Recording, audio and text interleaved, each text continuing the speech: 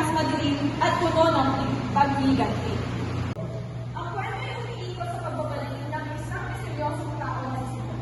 Siya ay isang mayamang manahero na may matiling na layunin. Pero alam niyo ba kung sino talaga si Simon?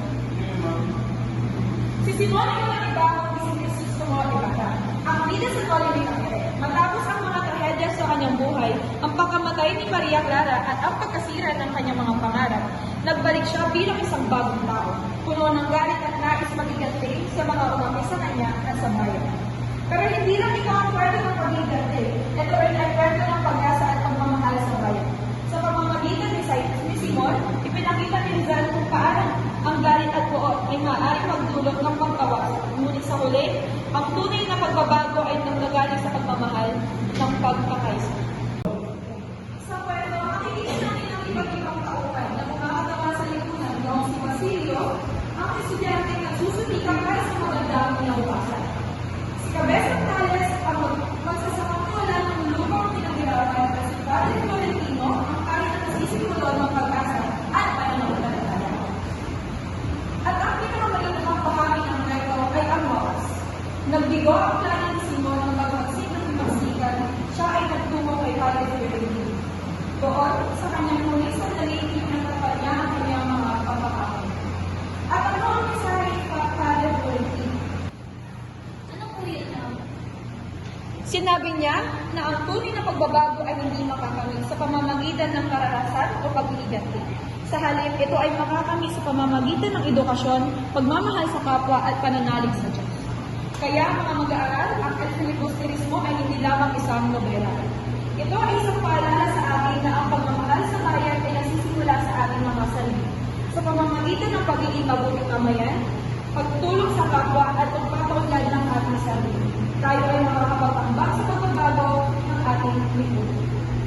At ating pabalikan ng isang makamalumang pangyayari sa nobela ng El Filibusterismo ang kasal nila Paulita Gomez at Juanito Velarez. Isipin nyo, isang marangyang kasalan sa panahon ng kolonyalismong Espanyol. Ang simbahan ay puno ng mga mahalagang tao, mga fraile, mga mayayamang pamilya, at mga opisyal ng pamahalaan. Ang mga bulaklak ay sari-sari, ang mga damit ay isla, at ang musika ay puno ng kasayahan. Ngunit isa ito ng mga nagpagbiliw na ito ay mas malalim na kwento ang Paulita Gomez, ang magandang dalaga na dati kasing nakakatiki sa ganit. Ay nagpakasal kay Juanito Velarez, isang magpapanggap at opportunista ni estudyante. Alam niyo ba kung bakit? Hindi ito dahil sa pag-ibig. Hindi ito dahil sa tunay na pagmamahal. Ito ay dahil sa kaginhawaan at kapangyarihan. Si Paulita ng isang idealista kasintahan ni Isagani ay nagbago. Sa halip na piliin ang pag-ibig at prinsipyo, pinili niya ang seguridad at prestigiyo na may idulot ng isang mayamang pamilya. Si Juanito naman, nakilala sa kanyang pagiging mapagpanggap at pagsisiksik sa mga Espanyol, ay nakakuha ng isang magandang asawa na magpapataas sa kanyang katayuan sa lipunan.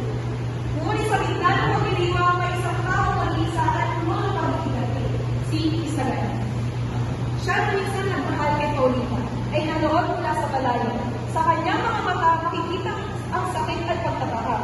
Bakit ganito ang mundo? Bakit ang pag-ibig ay napapalitan ng kayamanan at kapangyarihan?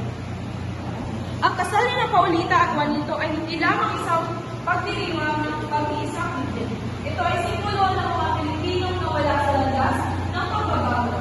Sila ay sumuko sa tukso ng ginhawa at prestigyo, imbes na magbibawal sa tunay na malayaan at katarungan. Kaya sa bawat pagdiriwang, sa bawat kasalan, mayroong pitong hindi nakasulat sa mga invitasyon o nakikita sa mga invitasyon. Ito ay ang kwento ng mga pagpapasya na humubog sa ating kinabukasan. At ang kasal nila Paulita at Juanito ay isang paalala. Ang tunay na pag-ibig at pagmamahal sa bayan ay hindi dapat isakripisyo para sa pansariling Pilipinas. At yun, ang tunay na diwa ng kasalang ito, isang pagdiriwang ng puno ng kasiyahan sa labas, ngunit puno ng kalungkutan at pagpupunuan ito sa loob. Isagani, sana maintindihan mo. Anong ibig mong sabihin, Paulita? Tapos na tayo. Paulita, bakit? Dahil hindi ako maaari mabuhay sa mga pangarap mo lang. Kailangan ko ng isang tiyak na hinaharap at hindi mo yun maibibigay. At si Juanito, siya ang pipiliin mo. Isagani, paalam.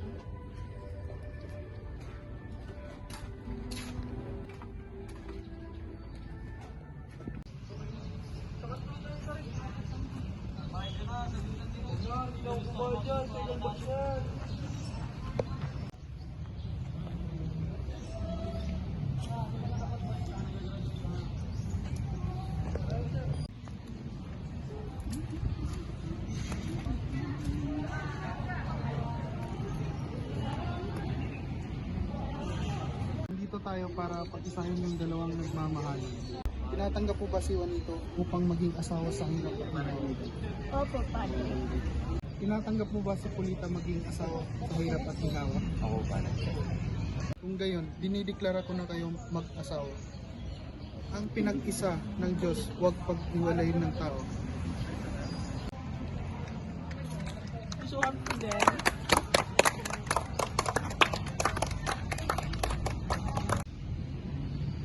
Paulita, bakit?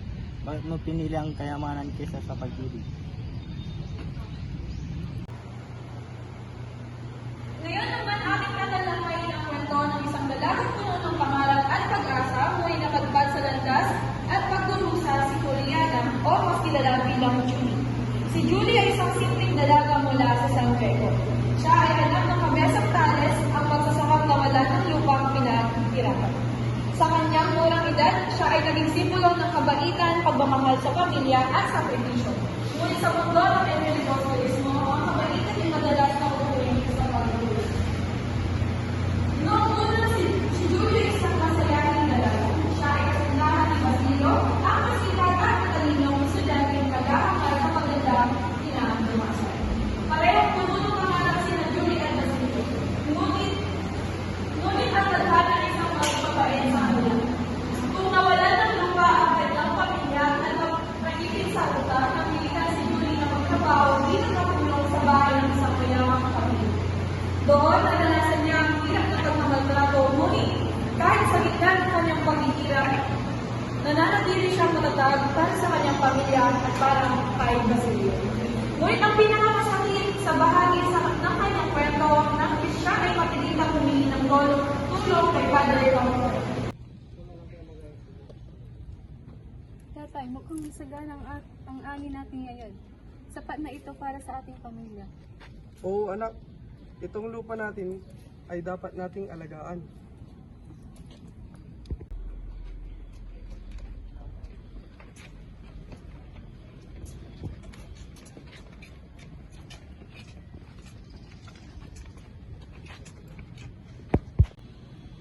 Kabesang Tales, nandito ako upang ipalam sa'yo ang desisyon sa lupang ito. Ano pong desisyon, Padre? Ang lupang ito ay minana ko pa sa aking mga magulang. Itong lupang ito ay aking pinagtrabahuan ng buong puso. Ang lupang ito ay sa simbahan. Hindi mo ito pwedeng sakahin. Kailangan mong umalis o magbayad ng malaking halaga upang manatili.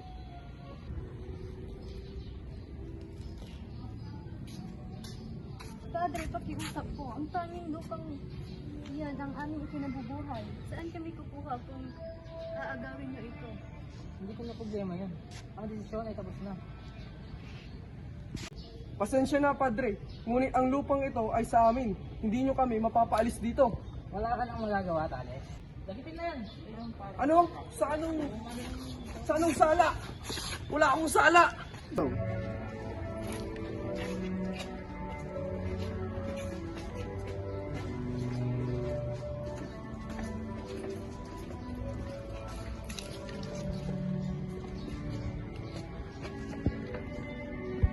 Pusong pare, si Padre Camora, na kilala sa kanyang masamang hangarin, ay nagpakala upang mapasakamay niya si Julie.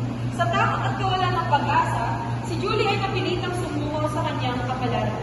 At sa isang trahedyang nagpapahirap sa puso, si Julie ay nagpakamatay. Oo, nagpakamatay siya upang hindi mapasakamay ni Padre Camora. Ang kanyang pagkamatay ay hindi lamang isang personal na trahedya. Ito ay isang malakas na pahayag laban sa mga pangapi at kawalan katarungan sa anyo. Si Julie ay sisipulo sa mga kababaihan at nagtitirang malambot sa kalawan ng kolonyalismo Espanyol. Siya ay biktima ng isang sistemang nagpapahirap sa mga lupa at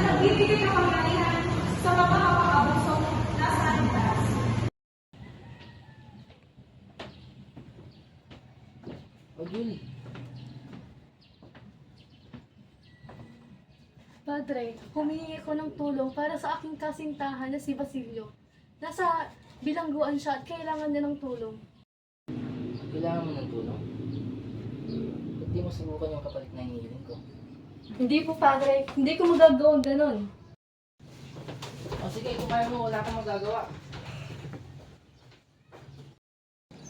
Pagtungo tayo kay Isagani. Si Isagani ay isang binatang puno ng pangarap at prinsipyo. Siya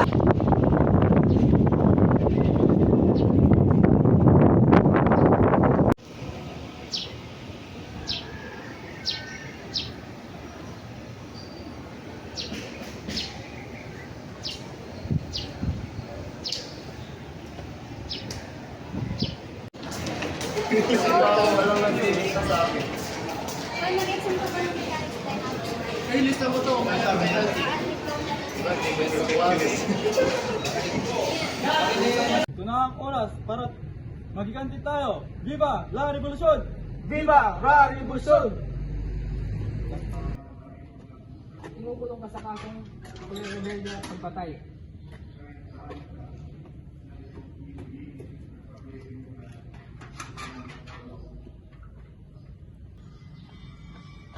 Patakas ang bilanggo. Tara, habulin natin. Tara.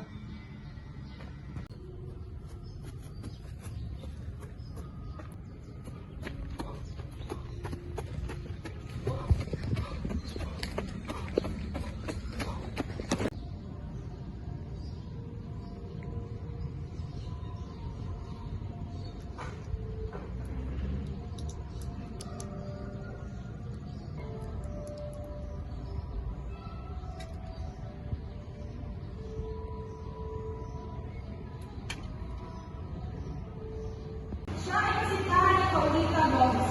Ngunit higit sa pag-ibig ang kanyang puso ay para sa bayan. Siya ay naniniwala sa kapangyarihan ng edukasyon at sa kakayahan ng kabataan na magdala ng pagbabago. Ngunit sa mundo ng epilibosbilismo, ang mga idealismo ay madalas malubog sa katotohanan ng kawalang katarungan. Sa huling bahagi ng nobela, nalaman natin ang isang mapangaling na plano ang nagpapasabog sa isang tigil na luha ng mga makapangyarihan at mapapaping tao, kabilang ang mga prayer at opisyal ng pamahalaan. Ang plano ay binuo ni Simon, ang mapaghimagsik na personal ni Crisos sa mga lugar. Ngunit si Isigani na hindi alam ang buong detalye ng plano ay naging bahagi nito. Nang malaman ni Isigani na ang langkaraan na nakalagay sa pagpigil ay puno ng pinangin, siya ay napuno ng agaw-agaw. Hindi niya matanggap na maraming isang tao ang bahay ng bayan, kasama na ang kanyang minamahal na sa Paulita. Sa kabila ng kanyang pagmamahal sa bayan, hindi niya kaya sakripisyo ang buhay ng bayan. At isa sa matapang at ang magpasyang sandali, si Isagani ay pumilos. Tinakbo niya ang piling at hinagis ang lampara sa ito. Pinigilan ang pagpapasabog, ngunit kanyang pagkilos ay hindi lamang nagligtas ng mga buhay. Nagdulot ito ang malalim lang at itinaklan. Sa isang banda, si Isagani ay nagpakita ng tunay na kabayanihan. Sa isang banda, si Isagani ay nagpakita ng tunay na kabayanihan. Hindi niya pinili ang madaling daan ng paghihiganti o